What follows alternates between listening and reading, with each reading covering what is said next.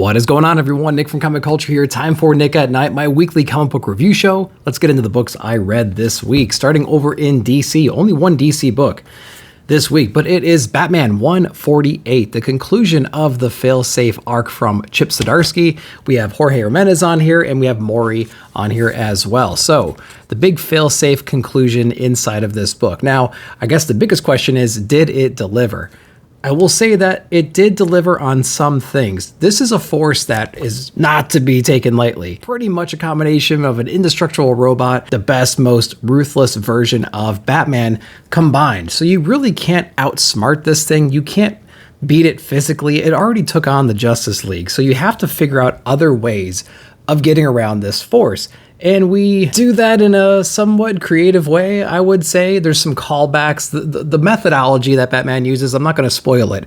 There's definitely some callbacks to this method being used already, or like the theme of this method being around. So it's nothing that you're going to think about.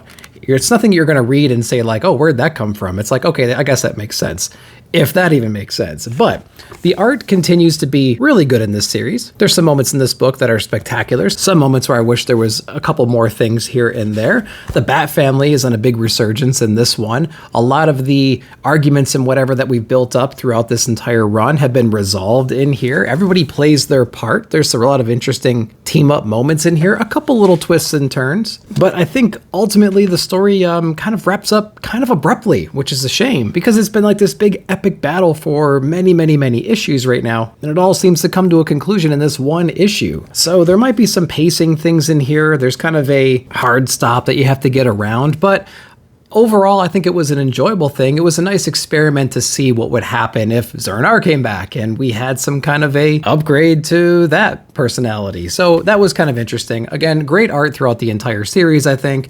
Let me know if you guys read this. What'd you guys think of the overall arc in general and the conclusion to this one run right here? Let me know down below. All right, let's go over to Marvel next. We have Get Fury issue number 2 from Garth Ennis. I did enjoy issue number 1 because I like the idea of Fury being taken as like a prisoner of war in this Vietnam era, and they have to, because of political reasons or cover-up reasons, send Frank Castle after him to either like retrieve him or take him out. I can't remember exactly what the objective was right there, but I like the continuation of that storyline in here. I like seeing Frank Castle jumping out of airplanes and just trying to get to the ground safely. I like seeing Fury as a prisoner of war, just having to navigate those waters and like not get himself killed in the process.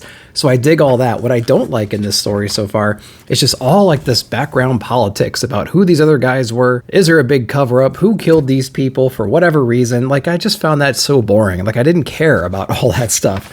But you can tell like a lot of research potentially went into this, you know, to be able to tell this story. But what I really cared about is just what's going on with Frank, what's going on with Fury. Like, give me a whole book of that. Instead, we have like a half and half political drama, and then the other half is like some cool action scenes like this, bombings and things like that. So I will say like 50% of this book I like, the other 50% I don't really like right now. I hope they lean more on the action side, less about the political military drama all around it. But I don't know, what'd you guys think if you read it? Continuing with Marvel, we have the Ultimates issue number 1, the long-awaited book, the continuation of the Ultimate Invasion series that we got, which basically outlined everything the Maker did and his battle with Doom, who's Reed Richards in this universe, who Howard Stark played a role in that. He's now missing or deceased at this point. Tony's taken up the mantle of Iron Lad right now, and they're trying to get back some of the other heroes from across time, right? Like they found Steve Rogers, they thawed him out, he's on the team right now, and they're trying to figure out a way to combat whatever it is the Maker is going to throw at them when he escapes like his little prison that has been created. I think he's got like 1,000 years to prep for that. And right now their plan is to go back in time, replant some of those seeds that the Maker had stopped so that there's more heroes when they go back to the current time. So they're going to travel back in time about 6 months, and they're going to just see what happens, see if these people take the bait. We had a really interesting thing happen in Ultimate Spider-Man 1 and 2, whatever those issues were, where Peter was living his life. He seemed like he was happy, but there was a moment in him he just felt like unfulfilled. There was some kind of destiny out there that he was not quite aware of.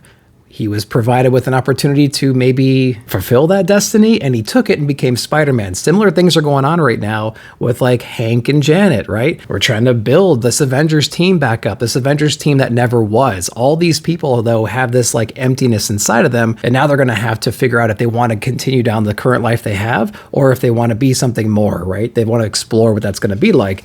And so we get that in here. Of course, there's some villains and some things like that that are going to pop up and test our team right here, giving us a great opportunity to see some of these characters in action some more. And I'm really excited to see what goes on in the next couple of issues. So the Ultimates #1, if you did not read Ultimate Invasion, this is not going to make sense to you. So go back and read that. Then you can jump on into here. The other Ultimate books, it's not really tied in. They're loosely tied in right now. And I wonder if they're going to kind of bring them all together eventually. Probably not X-Men at this point, but maybe Black Panther and Spider-Man specifically. So Ultimate Invasion, you can read the individual issues, and then you can jump into this one. I think you're going to be just fine. Let me know if you read it down below.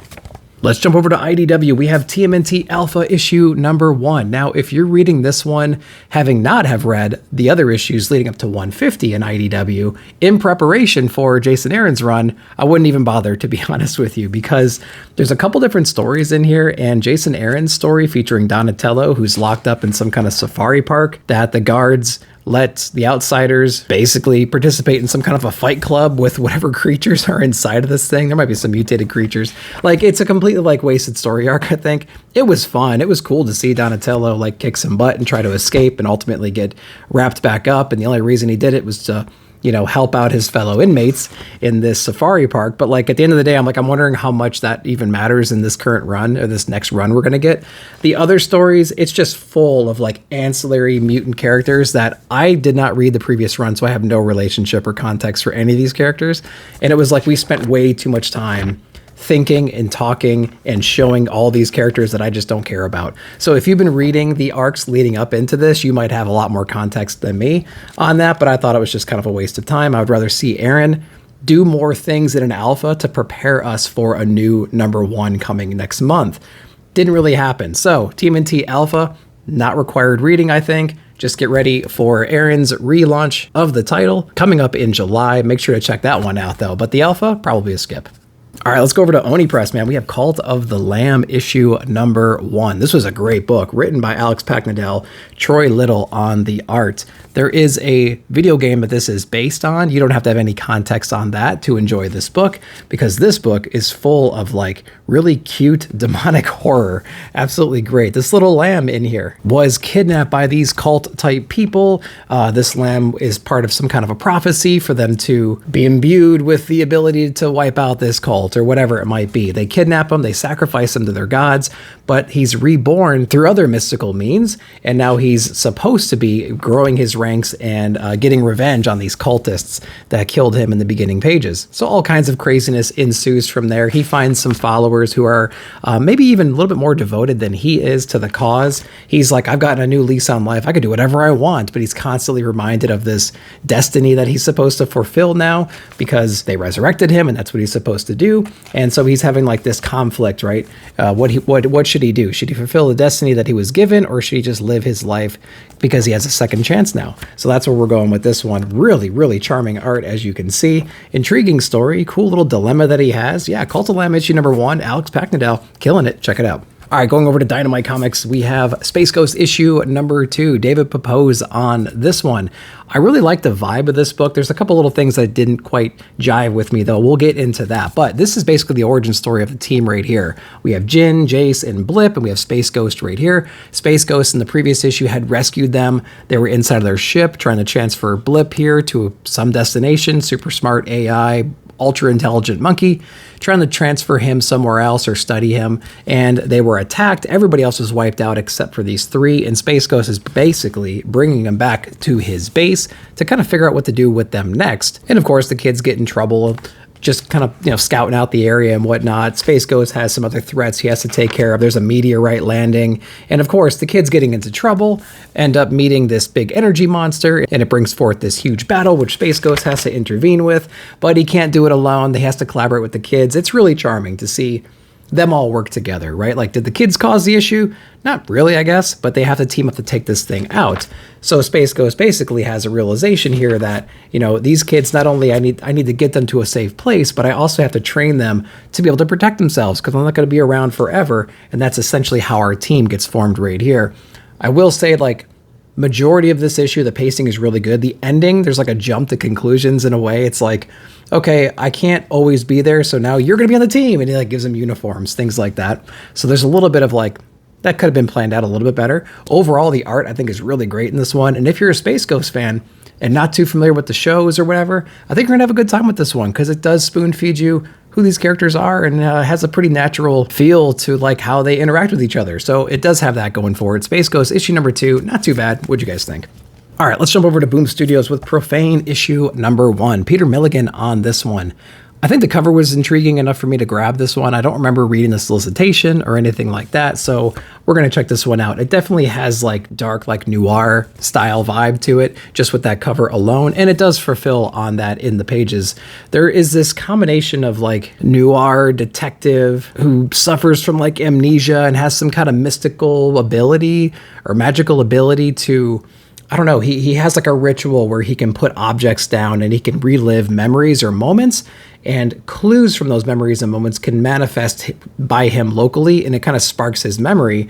He has some memory loss right now. He's on a murder case. He's trying to remember certain clues. He's trying to remember where he was one night, and he performs this ritual, and then he recognizes a photo, which then sends him to a club, which he meets this girl who gives him some more information. And there's a lot of things going on like that. There's a lot of nuances in here that maybe when I was reading it the first time, I wasn't really interested in paying attention to.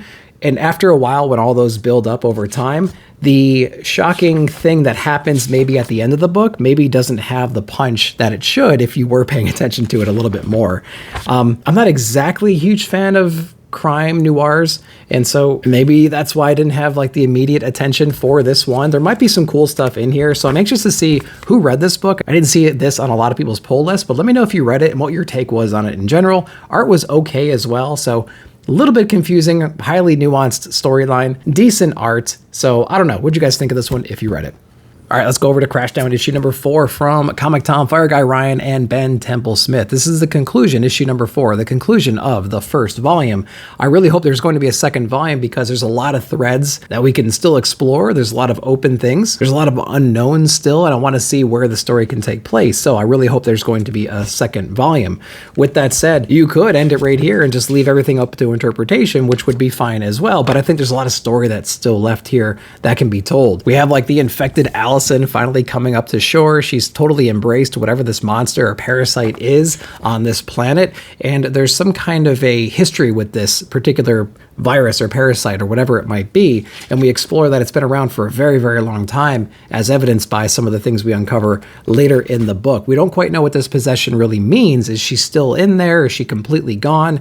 We don't quite know. So we have our team down on the ground having to deal with that drama and that dilemma, very unsuccessfully, I might add, but we also have the rest of the civilization, basically, that has traveled with them, still in space, preparing to land, because they just need to get off of that spaceship, but they have no idea what's going on the surface of the planet right now. Of course, they're getting a glimpse of all that craziness as they're approaching land. And so there's a lot of cool things happening all at once, instead of like focusing on one particular character or situation. So it does have that going for it. But I will say also, with that said, it's kind of hard to focus my attention on anybody in particular. We were kind of focusing on Allison for the first issue or so. She was kind of our main character, but we have this other drama about the scientists and like their intentions and what they're doing. And then we have the ground troops as well, and their experience with like keeping back the inhabitants of the planet. And so there's a lot of areas to like focus your attention on. And so there's no real conclusion to any of that, which I really hope we explore in a second volume. So let me know if you're reading Crashdown. We have issue number 4, the conclusion of the first arc. What'd you guys think? Let me know down below.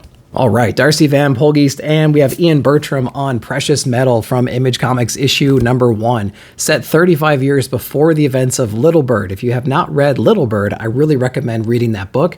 It's not required reading to get into this. Darcy said that you can totally consume either one in any order. It's just set in the same universe. Only connective tissue is this main character right here. Sarge is in issue number 3 for a little while, so you can read that and kind of like make those connections. But it's gonna be fun to see this character mature a little bit with inside of these pages, maybe it will inform us and we go back and read Little Bird and we'll maybe see it in a different view. But this book was spectacular. First off, it would be a shame to not immediately point out the art that Ian Bertram is bringing to this book, because it is absolutely spectacular. Think of the stylings of like a Mobius. Think of like a Jeff Darrow approach, and then add like a Pink Floyd acid tripness to it. And that's kind of what you get right here. Just throw in a whole bunch of more lines, but you do get this real beautiful fantasy world where just nothing makes sense, but everything makes sense at the same time. It's like a nightmarish hellscape. It's just absolutely beautiful. The coloring is insane. So we can start basically right there. If you read Little Bird, you know what to expect, but if you compare these pages, there has been a upgrade, there's been a level up on Ian Bertram's side that is like remarkable, because I remember reading that for the first time and being blown away by that series. But this book is absolutely gorgeous. So that should cover us from an art perspective. From a story perspective, Sarge, the character that's right here on the front, he is working with a bunch of different factions right now, trying to find missing people, trying to bring them back to him, right? He has a code of conduct. He doesn't really ask a lot of questions. He just does what he needs to do to just like figure out the day. But he has been tasked with retrieving this one child, presumably, and while he's trying to find this kid, he actually sees this kid unleash some kind of an inner weapon that he has on whoever it is that's trying to kidnap him at the moment, and it completely blows his mind. And this kid not only blows his mind from his ability perspective, but he also unlocks a memory within inside of Sarge that he forgot and he needs to explore more about. And we don't really know all the details just yet, but it's a part of him that was lost in the past. This kid has some kind of ability to use his mind to unlock those things, and he becomes obsessed with trying to find this kid now, going as far as working with other really dangerous people in this world to retrieve him and to understand what this kid's power is. And it's all part of this like giant conspiracy or prophecy that we're exploring some more. So it's an absolutely great story so far. Really, really dig it. It's not that complicated, even though it sounds complicated, and the art is just unbelievable inside this book. So I think you're really going to dig this from an art and story perspective. Precious Metal issue number 1, must grab this week. Let me know if you read it down below. All right, let's jump into the Energon universe. We have Scarlet issue number 1, Kelly Thompson on this one. My first reaction when reading this one was it does not follow the same artistic style that the other Energon books were using, but it does match Duke's. So if you enjoyed Duke's coloring and line work and just like energy that it had, I think you're going to dig that. It's not Transformers energy, but it's Duke energy for sure. But we do feature Scarlet on here, which is a cool character that I really know nothing about. So I'm excited to dig more into this series. And she is going on a undercover mission right now to explore and gather information about this human trafficking and whatnot during this like auction at this invite only, like undercover, whatever. And she ends up, of course, kind of going off rails and pissing off her superiors. And she's got an attitude like that, just like Duke. And so, it's just the same kind of thing. But this book is cool because it explores her past with this partner of hers. I don't know if it was like a love interest or not, but it was at least a roommate she was extremely close to that has presumably joined the enemy right now, potentially undercover. And we're exploring that some more. Lots of cool action inside of here. There's some mystery, there's drama, there's a cool relationship to explore, featuring a character I really know nothing about. So I'm excited to dive more into Scarlet issue number 1. Not too bad. What'd you guys think? Let me know down below. All right, we have Sean Murphy and we have Jonathan Marks on Bear Pirate Viking Queen issue number 2. Now, issue number 1, which came out the other month, it was a beautiful, beautiful book. I think it was soaked in metaphor, and I was relying on that narrative because it wouldn't have made sense otherwise to me. We were featuring this guy that was in the Royal Navy, and he apparently got banished, became a huge pirate, and he had like this bear that would follow him. And I presume that was just a metaphor for, I don't know, the beast within or something like that. They come across a Viking in their travels, and this Viking is actually featured inside of this one. So we have a bear, we had our pirate, now we have our Viking, and I assume we're going to have the queen, even more than we did inside of this book. This Viking has been around forever, terrorizing the land, taking over the world, but at some point, his world and his people were taken out, and now he's taking revenge on the entire world right now, going back to the places where he used to reign, you know what I mean? Like where his castle used to be. And of course, there's other towns that have been built on top of that, and he's basically taking out his revenge on there, and we're seeing all this unfold through like his perspective or through conversations he's having with these different Englishmen. Of course, there's references to the Queen, which I'm wondering if that's the Queen we're going to explore in the next issue, because I think it ends in issue number 3, rather. But what was, really confusing to me was the last books seem to be like layered in metaphor, and there's literally a bear inside of here, the same one we had before, and it's following him around, and he's talking about how the bear is hungry and stuff. So I'm just trying to think, like, what is going on under the surface that's not really being spoon-fed to us? Is this all just an illusion? Are we still talking about the same pirate guy? Have we completely abandoned that one now, and now we're heading in a different direction, which I think is the case? But again, is this bear really here? I mean, people are talking about it. And so, again, I think it suffers from what we were talking about in the first book, which was there's a lot of ambiguity here about what's real and what's not.